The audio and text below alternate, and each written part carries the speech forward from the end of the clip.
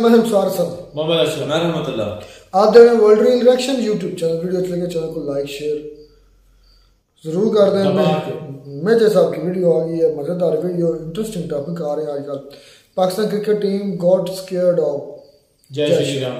Okay, ये topic एक जैसे ही हो गया। चले कोई नहीं, मेजर साहब की बातें भी मजेदार होती हैं, पर सुन लेते हैं उनकी बातें, फिर भी अपनी भी हम करेंगे।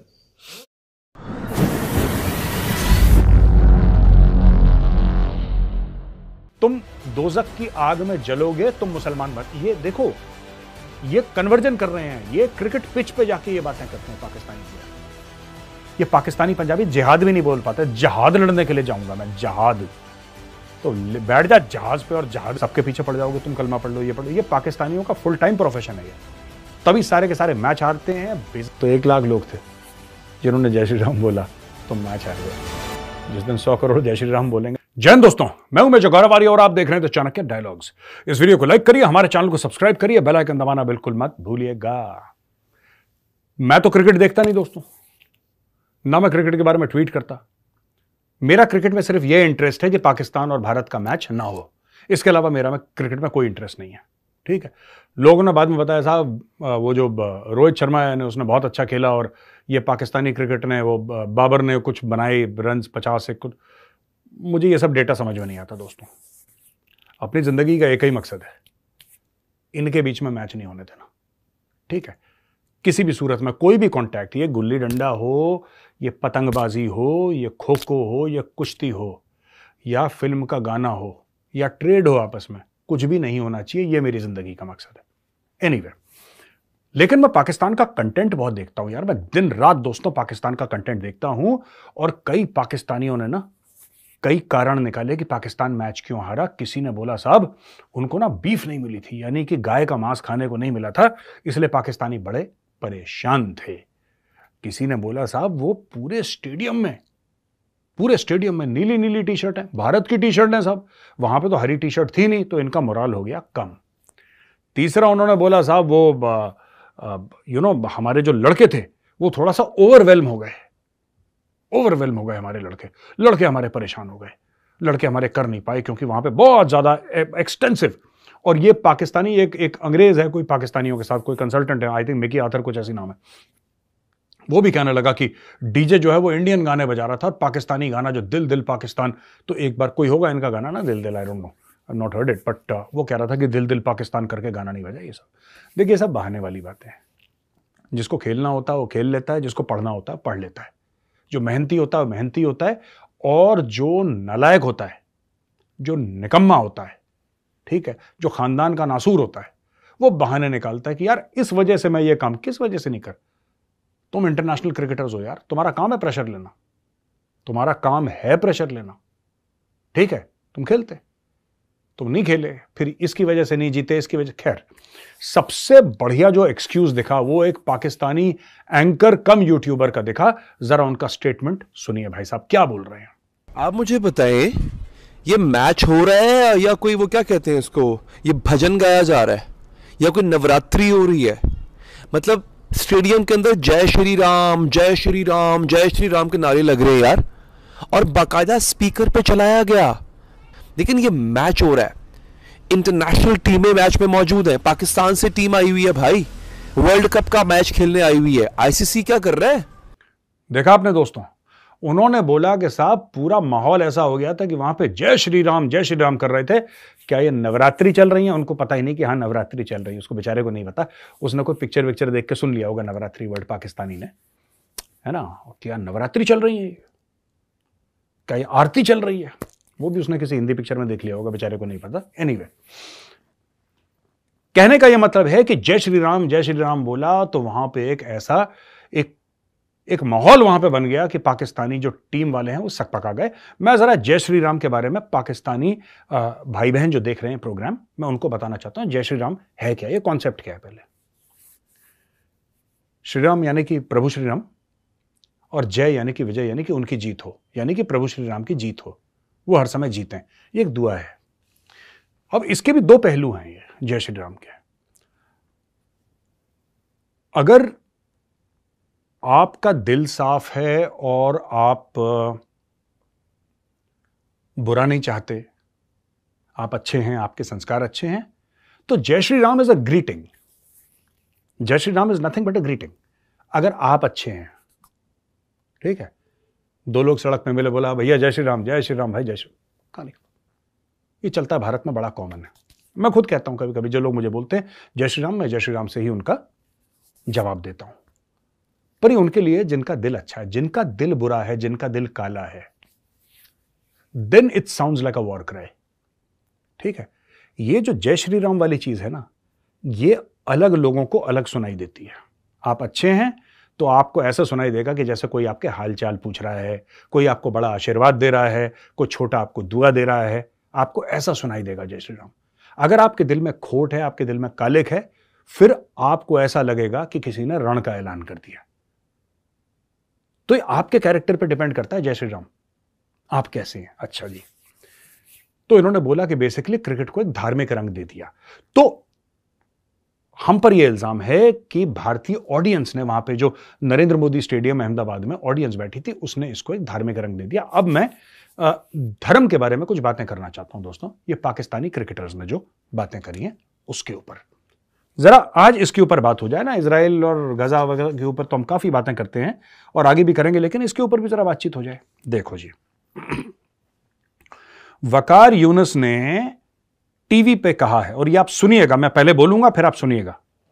वकार यूनुस ने टीवी पर यह कहा है कि मोहम्मद रिजवान ने हिंदुओं के सामने नमाज अदा की गई तो वो बड़ी एक स्पेशल फीलिंग थी, बहुत अच्छी फीलिंग थी। सुनिए भाई साहब क्या कह रहे हैं।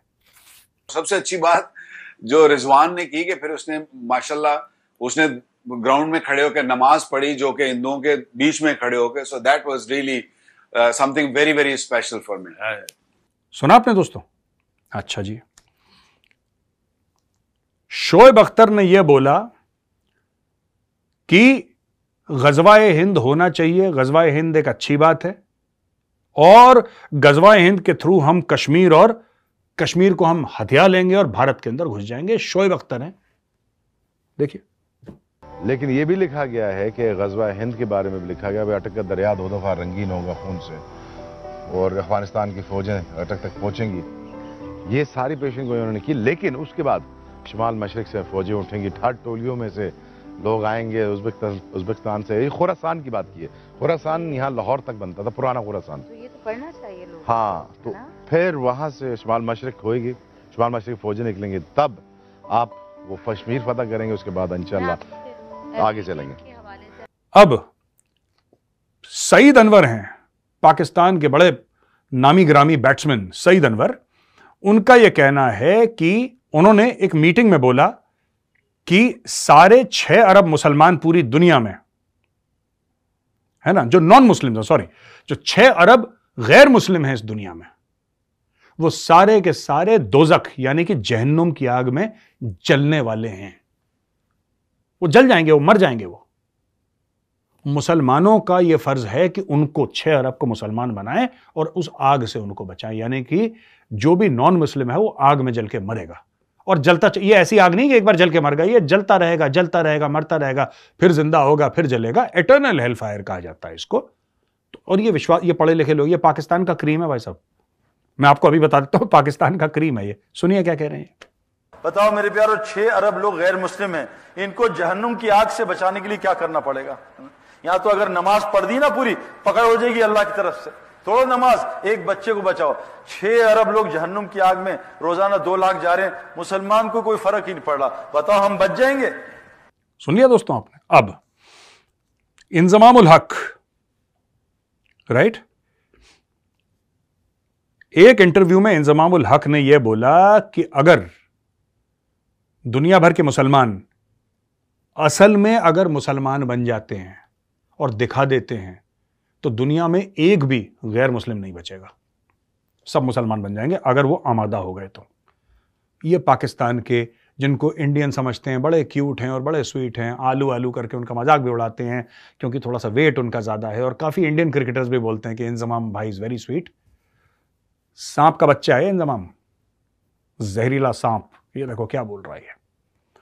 अच्छा जी, मोहम्मद यूसुफ पाकिस्तानी क्रिकेटर क्या कहता है कि कोई भी गैर मुस्लिम जन्नत नहीं जा सकता, लेकिन जो मुसलमान है वो वर्स्ट क्रिमिनल है, जो सबसे बुरा गुनहगार है, उसने रेप करा हो, उसने कुछ, मतलब कि आप सोच लीजिए कि उसने कौन से गुनाह नहीं करे, लेकिन अगर वो मुसलमान है तो जन्नत जाएगा। और जो नॉन मुस्लिम है वो कितना भी अच्छा हो, वो दान करे, पुण्य करे, लोगों की मदद करे, वो कितना भी अच्छा हो, नॉन मुस्लिम कभी जन्नत नहीं जा सकता। और मुसलमान कुछ भी, ये मोहम्मद यूसुफ कह रहा है, ये वही आदमी है जिसका नाम यूसुफ यूहाना था और ये लालच में है, ये ईसाई था, ये वाज क्रिश्चियन, पर इसको ये लगा कि पाकिस्तानी क्रिकेट टीम का मैं कैप्टन नहीं बन पाऊंगा जब तक मैं मुस्लिम नहीं हुआ।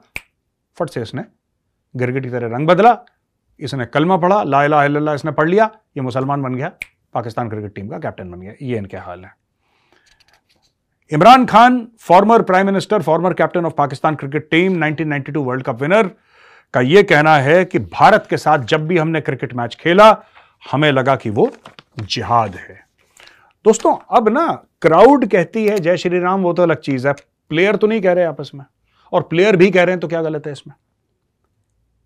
एक आखिरी चीज देख लीजिए, यहां पे एक पाकिस्तानी प्लेयर एक श्रीलंकन प्लेयर को क्या बोल रहा है कि तुम दोजक की आग में जलोगे, तुम मुसलमान बन। ये देखो, ये कन्वर्जन कर रहे हैं, ये क्रिकेट पिच पे जाके ये बातें करते हैं पाकिस्तानी प्लेयर। आप सुनिए जरा। Also for the victory, and Sri Lanka winning by 7 wickets through the Duckworth-Lewis rule, and I'll just explain to people why it is the Duckworth-Lewis rule. सुना दोस्तों आपने, ये पाकिस्तानी खिलाड़ी श्रीलंकन खिलाड़ी को कह रहा है कि तुम मुस्लिम बन जाओ वरना तुम जल जाओगे आग में। और फिर पाकिस्तानी, ये देखिए, अच्छा ये भी देख लीजिए, पिच पे नमाज पढ़ रहे हैं ग्राउंड के अंदर। फिर पाकिस्तानी कहते हैं हम क्यों हार जाते हैं, हम क्यों हार जाते हैं, क्या वजूहात हैं कि हम हार। अरे क्रिकेट की पिच पे क्रिकेट खेलो, मस्जिद में नमाज पढ़ो, ठीक है, समझ रहे हो मेरी बात? क्रिकेट की पिच पे क्रिकेट खेलो, मस्जिद में नमाज पढ़ो। अगर तुम क्रिकेट पिच पे नमाज पढ़ोगे तो मस्जिद में जाके क्रिकेट खेलोगे, ये कहां की अकल की बात है यार? फिर तुम कहते तुम हार जाते हैं क्योंकि तुम गलत जगह गलत काम कर रहे हो, बेवकूफों, गलत जगह गलत। और दुनिया भर को कन्वर्ट करने के चक्कर में मत रहा करो पाकिस्तानियों, इसको हम ये कर देंगे, इसको दीन की दावत दे देंगे। किसी को तुम्हारी दावत में इंटरेस्ट नहीं है 1 रुपए का। तुम खुश रहो, दूसरों को खुश रहने दो यार। तुम्हें दूसरा जले दोजख में, तुम्हें क्या लेना देना उससे? तुम्हें क्या लेना? कोई जल रहा है, मैं ही हूं, मैं गौरव आर्य दोजख की आग में जल रहा है, मजे आ रहे हैं मुझे अच्छा लगता है, गर्मी गर्मी सी आती है, मुझे अच्छा लग रहा है। फिर तुम्हें क्या खुजली है? सबके पीछे पड़ जाओगे, तुम कलमा पढ़ लो, ये पढ़ लो। ये पाकिस्तानियों का फुल टाइम प्रोफेशन है ये, तभी सारे के सारे मैच हारते हैं, बेइज्जती होती है, जलील होते हैं ये, और इन्हीं के लोग पाकिस्तानी इनको गालियां देते हैं। ठीक है जी। अच्छा, हमने बात करी थी स्टैनफोर्ड का जो प्रोफेसर है जिसने जूइश स्टूडेंट्स को, यहूदी जो स्टूडेंट थे उनको बोला कि तुम कोने में खड़े हो जाओ। याद है आपको, मैंने बताया था आपको, उसने बोला कि तुम कोने में खड़े हो जाओ और उनके साथ बड़ा बुरा इसने बर्ताव करा। उसका नाम नहीं दिया था, इसका नाम है अमीर हसन। तो ये प्रोफेसर है अमीर हसन लॉगिन्स है इसका नाम। अमीर हसन ये लेक्चरर इंट्रोडक्टरी स्टडीज है। इसने यहूदी स्टूडेंट को बोला कि तुम कोने में खड़े हो जाओ। फिर इसने हॉलोकॉस्ट जो है, जहां पे यहूदियों को गैस चैम्बर्स में मारा गया था, इसने बोला ओनली 6 मिलियन। पहले इसने सवाल पूछा कि कितने मारे गए, तो उसने बोला साहब 6 मिलियन यानी कि 60 लाख। तो उसने बोला ओनली 6 मिलियन, सिर्फ 60 लाख मारे गए, यानी कि और भी मर सकते थे। और उन स्टूडेंट्स को बोला तुम कॉलोनाइजर। तो ये मैं एक बात कहना चाहता हूं स्टैनफोर्ड वालों को, ठीक है, कोई छोटी यूनिवर्सिटी नहीं है, दुनिया की टॉप यूनिवर्सिटीज में इसका नाम है। तुम क्यों ऐसे जिहादियों को लेते हो यार? तुम लोग बैकग्राउंड चेक नहीं करते किसी का? किसी भी कोई भी जिहादी आया, तुमने जिहादी को बोला आओ तुम यहां पे जिहाद करो, मजा आएगा, क्योंकि हम बड़े लिबरल लोग हैं। अरे ये जो अमीर हसन है, ये प्रोफेसर है, ये किसी दिन क्लास के बीच में 25 किलो RDX लगा के फट जाएगा। मैं बता रहा हूं, ये फट जाएगा, ये स्टैनफोर्ड को भी ले जाएगा अपने साथ। तो don't give visas to terrorist. आप उनको सिटीजनशिप मत दो। देखो हम तो नहीं देते, ठीक है ना, लेकिन वी आर सेफ। तुम्हारे मुल्क में कल फिर से 9/11 करेंगे ये अमीर हसन लॉगिन्स। Colonisers killed more than 6 million, Israel is a coloniser. देखो हमास इज, ये क्या बोलता है, ये क्या बोलता है अमीर हसन? ये इतने चोर लोग हैं, ये हमास टाइप के लोग इतने चोर हैं, इतने चोटे किस्म के लोग हैं। ये आया गोरों की यूनिवर्सिटी में, ये आया अमेरिका जिसको ये शैतान बोलते हैं कि गलत है, पैसे कमाने के लिए, और वहां पे हमास की एडवर्टाइजिंग कर रहा है। अबे जाके लड़ना वहां पे, यहां पे क्यों पढ़ा रहा है? वहां पे जाके नहीं लड़ेगा, उसमें इसकी लुप हो रही है।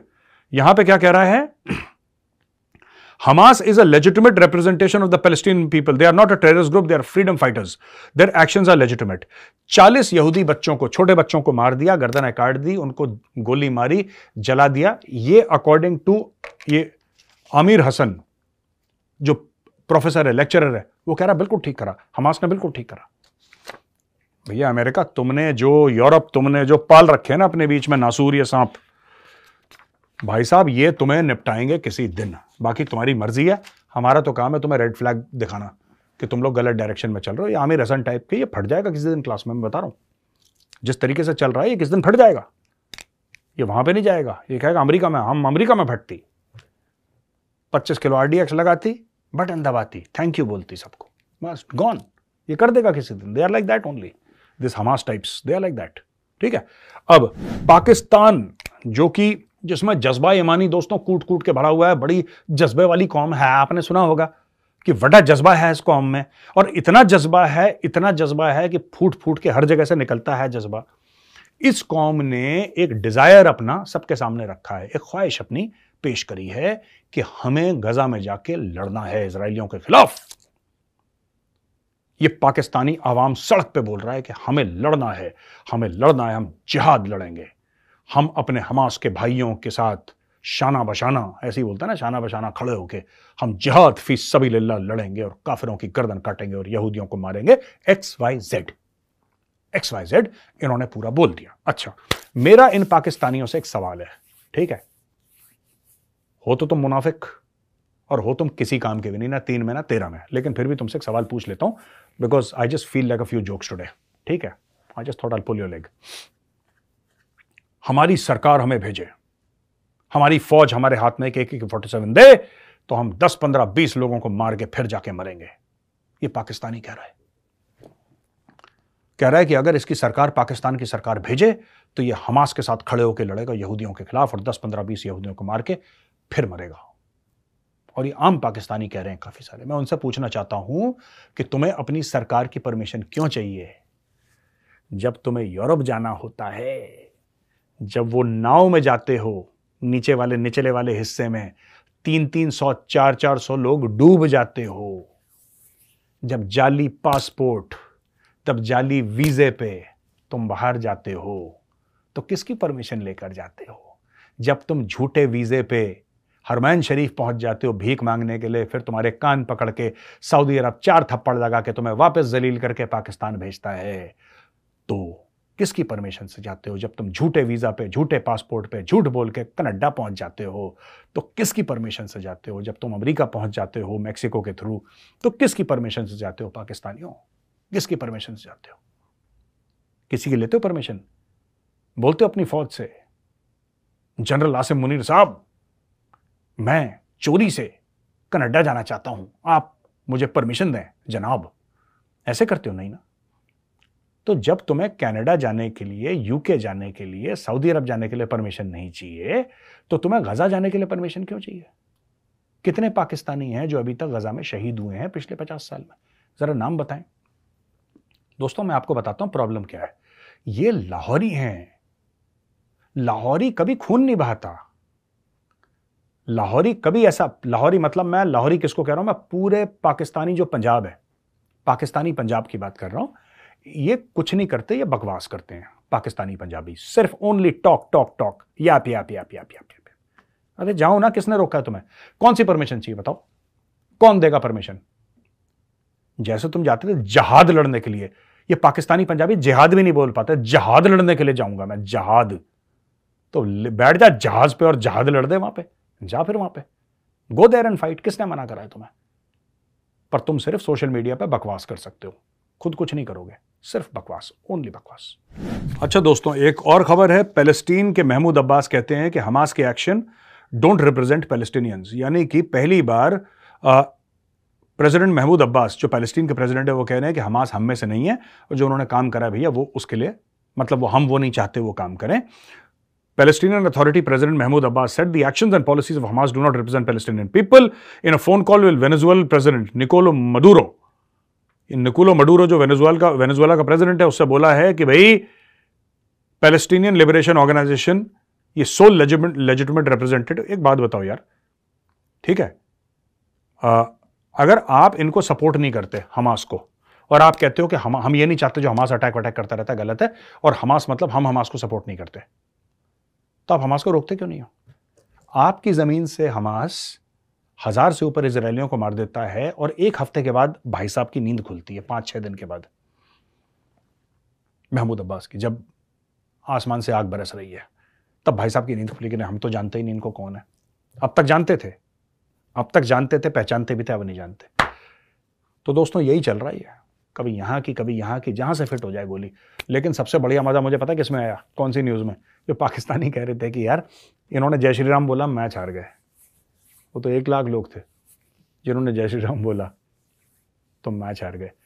जिस दिन 100 करोड़ जय श्री राम बोलेंगे तो मुल्क हार जाओगे अपना, समझे पाकिस्तानियों। सवाल है दोस्तों, ये विनय सत्या जी हैं। Do you think Israel Hamas conflict is the result of the recently announced IMEEC during G20? It's an interesting angle to it where US would want this region to be under Israel's control in order. नहीं, देखिए ये बात नहीं, इसमें हाँ China, Iran, Russia वो angle है, लेकिन ये जो आप कॉरिडोर की बात कर रहे हैं ना, इंडिया मिडल ईस्ट, ये नहीं है। ये स्टोरी, क्योंकि ये कॉरिडोर आज नहीं है, ये कॉरिडोर बनने में 20 साल लग जाएंगे, ऐसे एक दिन में थोड़ा ना बन जाती है। तो मुझे नहीं लगता ये सीन है, सीन इसका कुछ और है दोस्तों। और ये लार्जर जियोपॉलिटिकल पर्सपेक्टिव, इसमें यह और बात है कि इजराइल के साथ अगर सारे अरब देश मिलकर दोस्ती कर लेंगे तो फिर फिलिस्तीनियों को कौन पूछेगा, ईरानियों को कौन पूछेगा। सारे मामले हैं इसमें एक मामला नहीं है दोस्तों, इसमें कई मामले शामिल हैं। गुड्डू जी राम राम, नमस्कार। We constantly hear the terrorist groups are proxies of countries, why victim country can't create antidote proxies of these groups that has to involve in direct military action? It is not wise to create antidote proxies. ये कह रहे हैं कि कोई भी मुल्क कोई भी जिहादी तंजीम बना देता है, पीछे हट जाता है और उसको बोलता है तुम मेरे लिए लड़ो, तो क्या दूसरे देश अपनी जिहादी तंजीम बना के उससे नहीं लड़वा सकते? बिल्कुल लड़वाते हैं, करते भी हैं। ईरान ने तो हिजबुल्लाह बनाया, हिजबुल्लाह किसने बनाया? खुद थोड़ा ना बना। ईरान के जो ये रेवोल्यूशनरी, इस्लामिक रेवोल्यूशनरी IRGC जिसको कहते हैं, ये जो गार्ड्स हैं, इन्होंने तो हिजबुल्लाह को बनाया। तो लोग करते हैं, किसी को कोई कंट्री सपोर्ट करती है, किसी को कोई कंट्री सपोर्ट करती है, किसी को कोई करती है, ये सब लोग करते हैं, ये कोई बड़ी नॉर्मल सी बात है। Many countries do it. तीसरा सवाल यह है कि 2 लड़ाइयां चल रही हैं, इनका मतलब है कि एक तो रशिया और यूक्रेन की चल रही है, दूसरा इनका मतलब है कि इजराइल और पैलेस्टीन में चल रही है या हमास में चल रही है। China is increasing their gold reserves, are we soon going to see another war near Taiwan and the west are exhausting their ammunition? नहीं जी, ऐसा नहीं है कि वर्ल्ड वॉर 3 का कोई मामला नहीं है, और वेस्ट कोई अपना एमुनेशन एग्जॉस्ट नहीं कर रहा दोस्तों, इस बात का आप ध्यान रखिएगा। इसमें कोई एमुनेशन एग्जॉस्ट नहीं, उनकी तो फैक्ट्रियां बनाती रहेंगी, ठोकते रहो, कोई दिक्कत नहीं है उनको। और मुझे नहीं लगता कि इसका कोई बैकग्राउंड है ताइवान के लिए, ये अलग मामला है, वो बिल्कुल अलग मामला है, ये मेरा सोचना है। तो दोस्तों आज का वीडियो आपको कैसा लगा? अगर वीडियो पसंद आए तो वीडियो को लाइक करिए, हमारे चैनल को सब्सक्राइब करिए, बेल आइकन दबाना बिल्कुल मत भूलिएगा दोस्तों। जय हिंद, वंदे मातरम, भारत माता की जय। तो जी वीडियो होगी खत्म। मेजर साहब की एक बात पर मुझे काफ़ी हंसी भी आ रही है और हैरानी भी हो रही है, तो मैं ये बात पहले करना चाहूँगा कि मेजर साहब ने एक बात की, उन्होंने कहा कि मेरी ज़िंदगी का एक ही मकसद है। पता नहीं, मैंने समझा कि शायद बहुत बड़ा मकसद तो अच्छा फिर रहे हैं इंडिया में और इतनी बातें कर रहे हैं, तो वो इनका मकसद भी इनकी तरह ऊंचे ही होगा, लेकिन मकसद तो इनका बिल्कुल आम सही है। मकसद उनका ये है कि मैंने पाकिस्तान और इंडिया को ना ट्रेड करने देनी है, ना मैच खेलने देना है, ना गुल्ली डंडा खेलने देना है, ना ही किसी किस्म का इनके आपस में ना ऐसे लेन देन करने देना। तो कहाँ रह गए मेजर साहब आप? क्रिकेट का मैच भी हो रहा है, वर्ल्ड कप भी हो रहा है, इंडिया पाकिस्तान खेल भी रहा, तो आपका मकसद तो मेरे ख्याल में पूरा अधूरा रह गया। थोड़ा जोर लगाएं और ज्यादा, हम तुम्हारे साथ हैं। हाँ, हम भी आपके साथ हैं, लेकिन आपका अच्छा मकसद है, इसे कंटिन्यू रखें और इंडिया और पाकिस्तान को किसी किस्म का भी आपस में ना लेन देन, ट्रेड या कोई मैच मूच या गुल्ली डंडा कोई काम भी ना करने दे। लेकिन हो रहा है, इसका मतलब है कि आप वहां पे नहीं पहुंचे या आपकी सुनवाई नहीं हो रही, हाँ, या आपकी इंडिया वाले ऊपर वाले जो वो सुन नहीं रहे। 100 में से 1-2% ट्रेड भी हो रही है अनलीगल तरीके से इंडिया। 100 में से 1-2%? हाँ, को थोड़ी बहुत यानी कि जो बहुत ज्यादा होने के बराबर है ना, वो भी यार फिर तो इस तरह होना चाहिए ना कि कुछ कोई चीज भी नहीं आनी चाहिए। लेकिन मैं अक्सर वाघा बॉर्डर से ही, जो अटारी बॉर्डर आपकी तरफ बोला जाता है, वहां से ही कोई मतलब के ट्रक आते जाते रहते हैं यार। मेडिसिन भी आ रही इंडिया की हमारी तरफ, तो वो कॉस्मेटिक्स भी आ रही है इंडियन की हमारी तरफ, सारा कुछ आ रहा है, हम ले रहे हैं। लेकिन बात यह है कि मेरे साहब ये इस चीज का हमें भी आपके साथ रंज है कि आपका मकसद अभी तक कामयाब पूरा नहीं हो रहा, पता नहीं क्यों नहीं हो रहा। कोई नहीं, हम आपके इस मकसद ना पूरा होने के गम में, आपके इस गम में बराबर के शरीक है, टेंशन ना लें। अच्छा, अब बातें तकरीबन फिर बड़े मजेदार आ गई।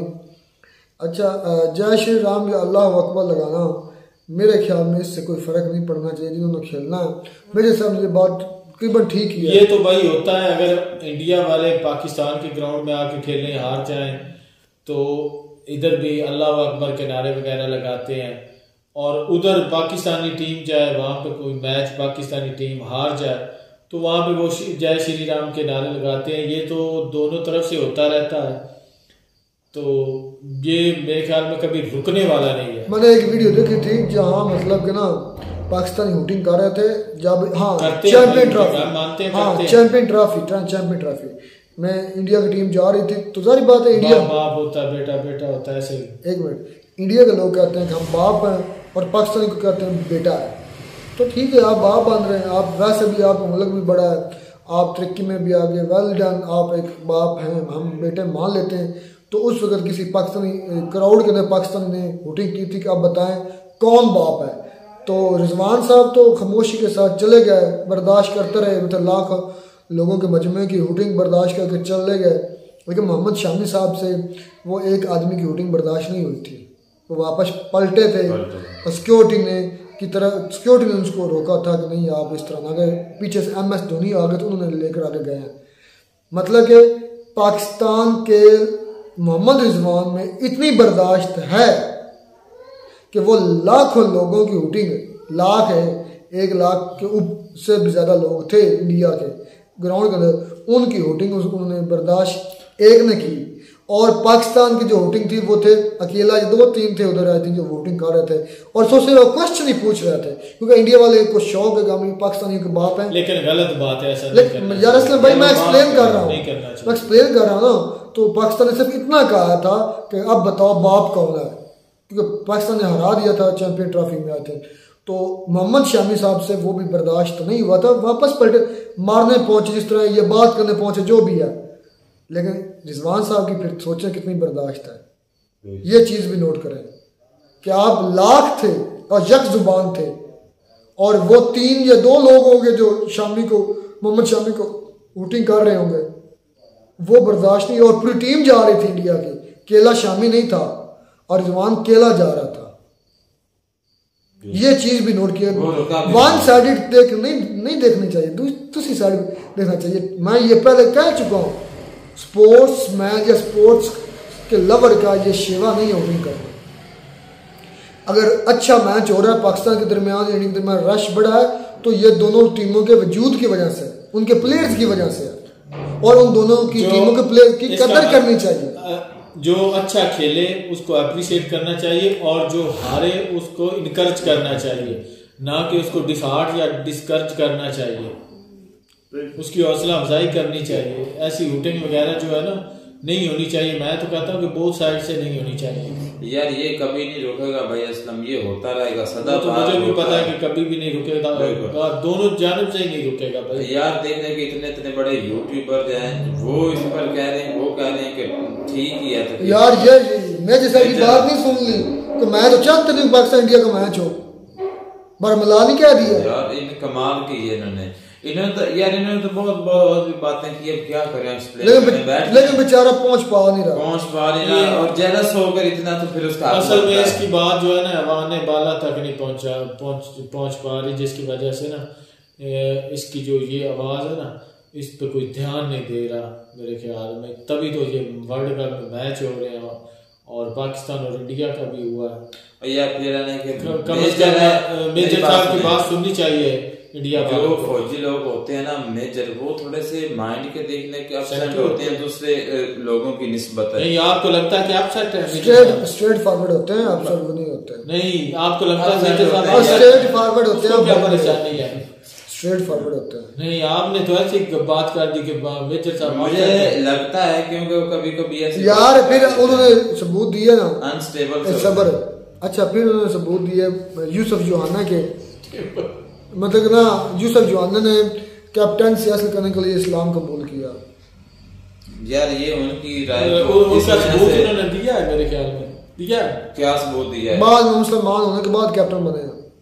उन्होंने कहा लालच में आकर मुसलमान हुए। नहीं यार, नहीं यार, अगर लालच में आकर होते तो भाई बाद में जब क्रिकेट छोड़ दी तब बदल जाते। हाँ, ये भी हो सकता था, बदल जाते। हाँ, ये चीज भी है कि अगर उन्होंने लालच में कैप्टनसी हासिल की बाद में बदल जाते। वो कैप्टनसी ले चुके ईसाई किसी मुल्क में जाकर बस, लेकिन उसके बाद बदल जाते, फिर कन्वर्ट कर लेते। नहीं यार, ये गैर मंतकी और गैर इलॉजिकल सी बात मेजर साहब ने कर दी है।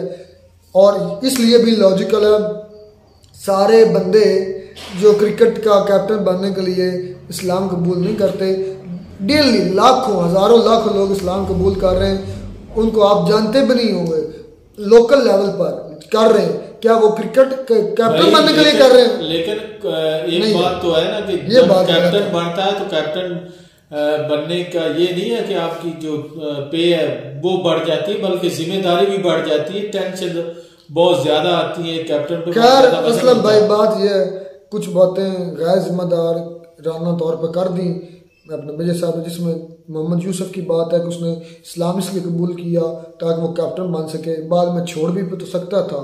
तो क्या दुनिया में जितने लोग मुसलमान हो रहे हैं, क्या वो कैप्टन से ऐसा करने के लिए कर रहे हैं या कोई ओहदा पाने के लिए कर रहे हैं? या कितने लोगों को, मुसलमानों को इनके मफाद हासिल करने के लिए, दुनियावी मफाद हासिल करने, हालांकि जो आप तो एक किस्म का गाली बना दिया गया ये मजहब, उसके बावजूद भी दुनिया में सबसे ज्यादा तेजी से इस मजहब में लोग आ रहे हैं। तो क्या गाली होने के बावजूद भी अंग्रेजों ने या नॉन मुस्लिम अंग्रेजों ने स्पेशल बहुत अपनी सर तोड़ कोशिश की इस मजहब को बदनाम कर करके लोग इधर ना आए, लेकिन फिर भी ये मजहब अल्लाह के हुक्म करम फजल से चलता बड़ी तेजी से फैल रहा है। ये इसमें ये कोई दो राय, लोग बहुत तेजी से इसमें आ रहे हैं। तो दूसरे मज़हब में भी आ रहे हैं, जैसे मुस्लिम की तरफ आ रहे हैं। लेकिन बात यह है कि ये कुछ बातें आप गैर जिम्मेदाराना कह देते हैं, इसको थोड़ा एक तो ये भी उन्होंने बहुत बात की जो पहले मैंने ट्रेड वाली, हाँ ट्रेड वाली। खैर वो हो चुकी, मिलते हैं वीडियो में, तब तक दीजिए इजाजत, अल्लाह हाफिज़।